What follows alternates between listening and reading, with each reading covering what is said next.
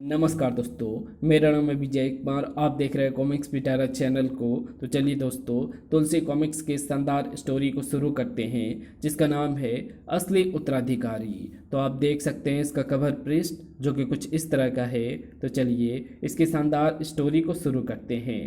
लंबी बीमारी के पश्चात उदयगढ़ के राजा चंद्रभानु का देहांत हो गया। उनका विधि पूर्वक अंतिम संस्कार किया गया। 13 दिन बाद जब राजा चंद्रभानु की मृत्यु के सारे संस्कार पूरे कर लिए गए, बेटा विजय भानु, मैं तुमसे कुछ कहना चाहती हूँ। कहिए माँ, क्या कहना चाहती हैं आप मुझसे? बेटा, यूं तो महाराज चंद्रभानु के इकलौते पुत्र होने के कारण उदयगढ़ के राज सिंहासन पर तुम्हारा हक बनता है, पर तुमसे पहले किसी और का हक इस राज सिंहासन पर है। उसकी बात सुनकर विजय भानु बुरी तरह चौंक पड़ा। यह आप क्या कह रही हैं माँ? हाँ बेटा, मैं ठीक ही कह रही हूँ। उदयगढ़ के राज सिंहासन के उस उत्तराधिकारी का नाम क्या है माँ? कौन है वो और कहाँ रहता है? बेटा, मैं प्रारंभ से ही तुम्हें कुछ बताना चाहती हूँ, सुनो। तुम्हारे स्वर्गीय पिता चंद्रभानु और सूर्यभानु दोनों जुड़वा भाई थे। यह आप क्या कह रही हैं माँ? पिताजी महाराज के किसी जुड़वा भाई का जिक्र हमने आज तक नहीं सुना। तुम्हारे पिताजी महाराज सूर्यभानु से बहुत ही ईर्ष्या करते थे। ऐसा क्यों माँ? सूर्यभानु तुम्हारे पिता से हर मामले में श्रेष्ठ थे। बुद्धिमानी, सुंदरता और बाहुबल में वे तुम्हारे पिता से श्रेष्ठ थे। इसलिए तुम्हारे पिता सूर्यभानु से ईर्ष्या करते थे। उन्हीं के आदेश पर उदयगढ़ में ना कोई सूर्यभानु का नाम ले सकता था और ना ही चर्चा कर सकता था। ओह माँ, यदि ऐसी बात थी तो उनके पिताजी महाराज के स्थान पर उनके भाई माँ, यदि ऐसी बात थी तो पिताजी महाराज के स्थान पर उनके भाई सूर्यभानु को उदयगढ़ का राजा क्यों नहीं बनाया गया? वही बात तो मैं तुम्हें बताने जा रही हूँ बेटा। सूर्यभानु को पग पग पर किस्मत ने छला। जिसके वे हकदार थे वो उन्हें नहीं मिला। अब समय आ गया है कि उन्हें उनका हक मिलना चाहिए। मैं चाहती हूँ कि अब उन्हें उदयगढ़ का राजा बनाया जाए। ठीक है माँ, जैसा तुम चाहो वैसा ही होगा। पर पहले मुझे चाचा सूर्यभानु के विषय में विस्तार से बताइए। वे इस समय कहाँ हैं? वे इस समय कहाँ हैं इसका तो मुझे भी नहीं पता। तुम्हें उनकी खोज करनी होगी। ओह बेटा, अब मैं तुम्हें जो सुनाने जा रही हूँ उसे ध्यान से सुनो। ये उस समय की बात है जब मेरा विवाह नहीं हुआ था। मुझे शिकार खेलने का बहुत शौक था। वन में मैं अकेले ही शिकार खेलने जाया करती थी। एक बार मैं निधि वन में आखेट के लिए गई हुई थी। तभी दहाड़, बचाओ! शेर मुझे अपना शिकार बना पाता उससे पहले ही आ बचाओ! खचाक, दहाड़! ओह! वो युवक घायल शेर के पास आया और खचाक खचाक। ओह, बड़ा ही दुस्साहसी युवक है। जब शेर मर गया तो मेरे पास आया। आप कौन हैं? इस वन में अकेली क्या कर रही हैं? मैं जीतगढ़ की राजकुमारी रतनमाला हूँ। इस वन में आखेट करने आई थी। अकेली? हाँ, मैं आखेट करने के लिए अकेली ही आया करती हूँ। राजकुमारी, रूप सौंदर्य का इतना दुस्साहसी होना ठीक नहीं है। बड़ा स्पष्टवादी है। कितनी स्पष्टता से अपनी बात कह रहा है। मैं उससे प्रभावित हो उठी थी। मैंने उससे पूछा, आपका परिचय जान सकती हूँ मैं उदयगढ़ का राजकुमार सूर्यभानु हूँ देवी। मैं सोचने लगी, राजकुमार सूर्यभानु कितना सुदर्शन, कितना वीर है। प्रभु से ऐसी ही पति की कल्पना करती आई हूँ मैं। शायद सूर्यभानु भी ऐसा ही सोच रहा था, इसलिए उसने मुझसे कहा, राजकुमारी रतनमाला, तुम्हारी सादगीपूर्ण सौंदर्य ने मुझे प्रभावित किया है। क्या तुम मेरी पत्नी बनना स्वीकार करोगी? मुझे तो मानो खजाना ही मिल गया। राजकुमार, तुमने संकट के समय मेरी प्राण की रक्षा की है, अतः अब इन प्राणों तथा शरीर पर केवल आपका ही हक है। मैं आपको पति रूप में वर चुकी हूँ। ओह, तब तो मैं संसार का सबसे भाग्यशाली व्यक्ति बन गया हूँ। राजकुमारी रतनमाला, मैं शीघ्र ही अपने पिताजी महाराज द्वारा तुमसे विवाह करने का प्रस्ताव तुम्हारे पिताजी महाराज के पास जीतगढ़ शीघ्र ही भिजवाऊंगा। मैं उस दिन की व्याकुलता से प्रतीक्षा करूंगी राजकुमार। तब निधि वन में हमने एक दूसरे से विदा ली। उसी दिन शाम को सूर्यभानु संध्या को इस मनोहारी वेला में कक्ष में यूं गुमसुम क्यों बैठे हो? सूर्यभानु चौंका। आओ चंद्रभानु, तुम कुछ परेशान से लग रहे हो सूर्यभानु। क्या मैं तुम्हारी परेशानी का कारण जान सकता हूँ? चंद्रभानु, तुम ही तो मेरे सखा मित्र भाई सब कुछ हो। तुम्हें अपनी परेशानी का कारण नहीं बताऊंगा तो किसे बताऊंगा? तो बताओ, तुम परेशान क्यों हो?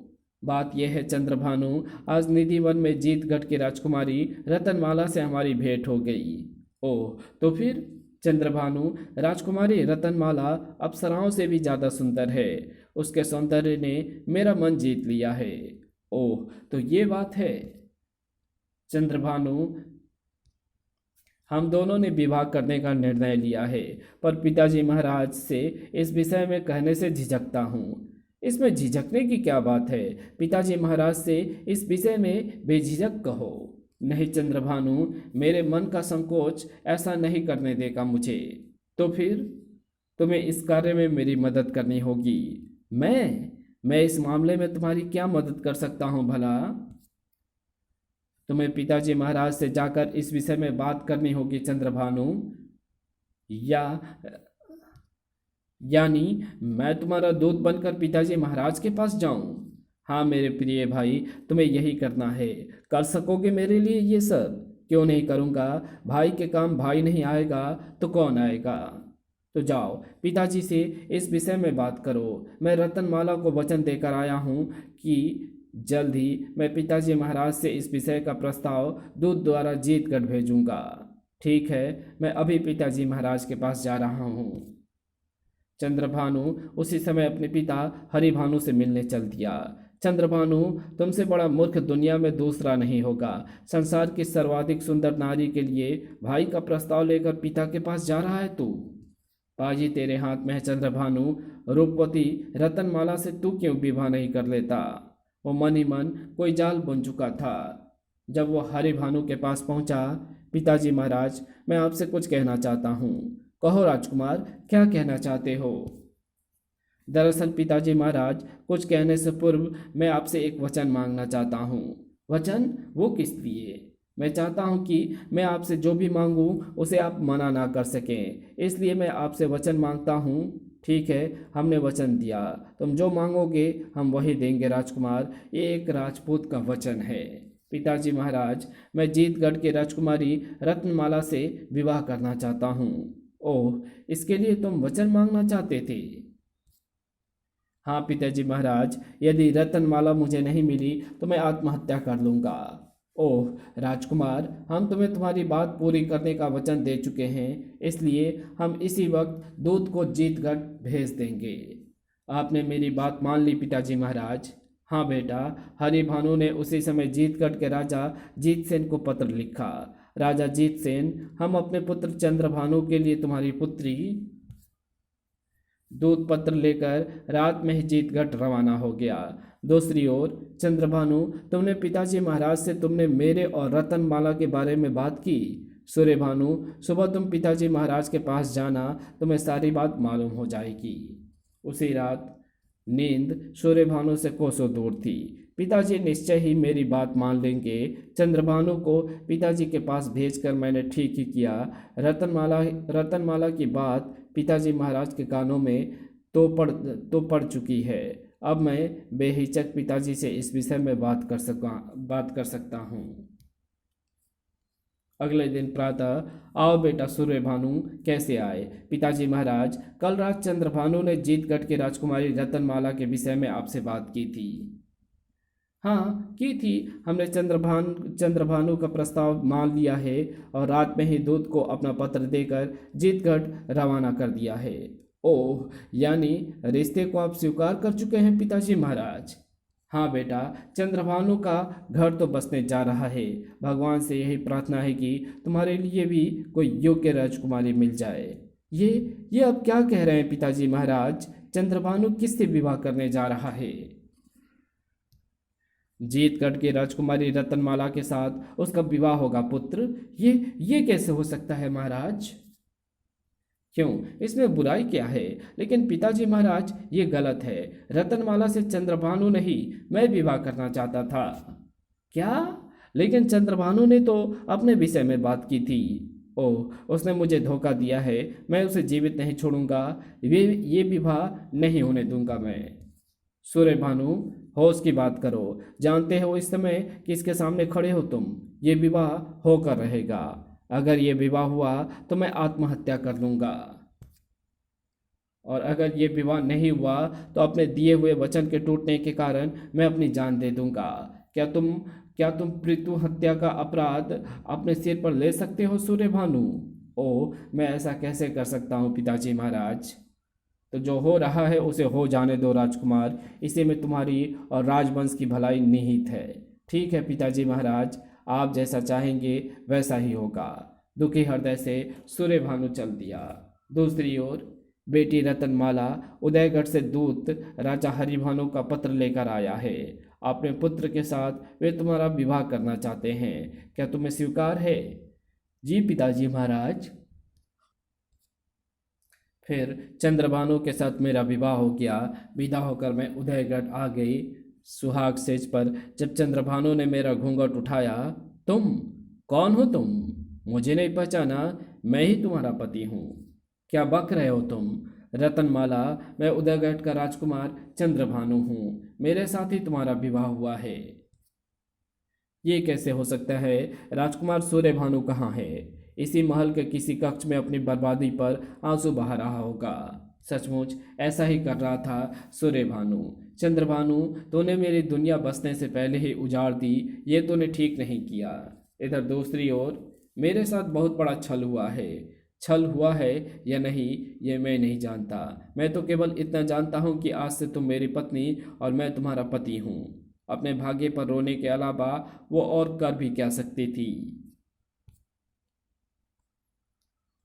अगले दिन जब हम दोनों राजा हरिभानु से आशीर्वाद लेने गए, बहू मांगो, मुँह दिखाई में तुम्हें क्या चाहिए? पिताजी महाराज, मैं अपने पति को शीघ्र ही उदयगढ़ का राजा बना देखना चाहती हूँ।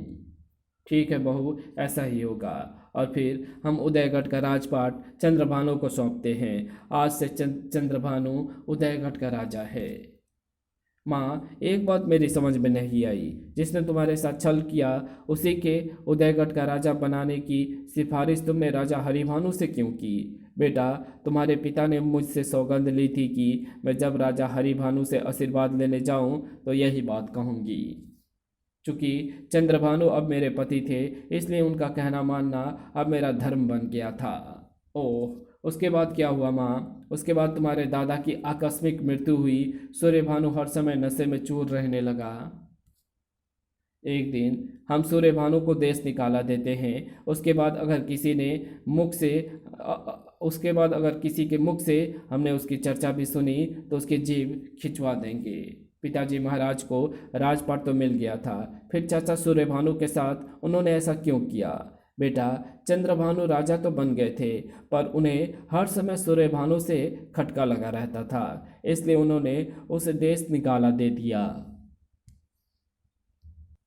सूर्यभानु उदयगढ़ छोड़कर चला गया। फिर उसका कुछ पता नहीं चला। तुम उसकी खोज करोगे और उसे उसका हक याद दिलाओगे। सचमुच चाचा सूर्यभानु के साथ अन्याय हुआ है माँ। मैं उनकी खोज अवश्य करूँगा।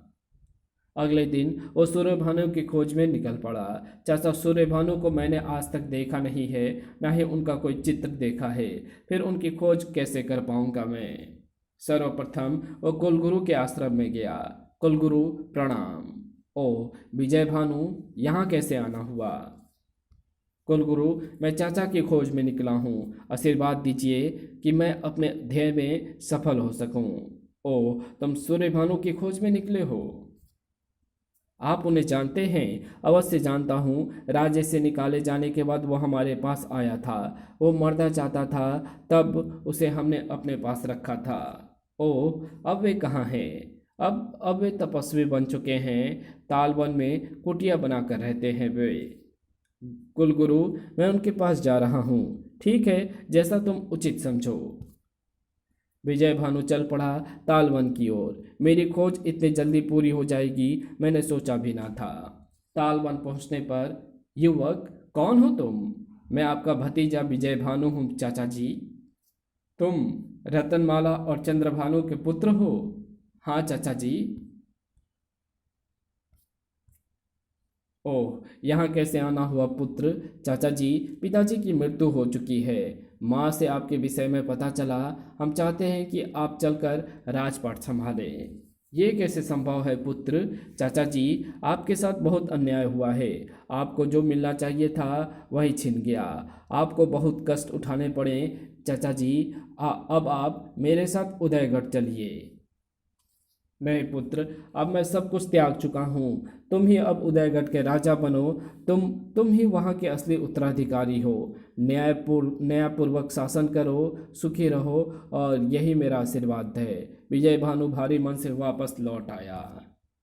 उदयगढ़ पहुंचकर उसने माँ को सारी बात बताई। सूर्यभानु ने सिद्ध कर दिया कि वो बहुत महान है। सचमुच माँ, चाचा सूर्यभानु बहुत महान है। तब विजय भानु को उदयगढ़ का राजा बनाया गया। राजा चंद्रभानु अमर रहे।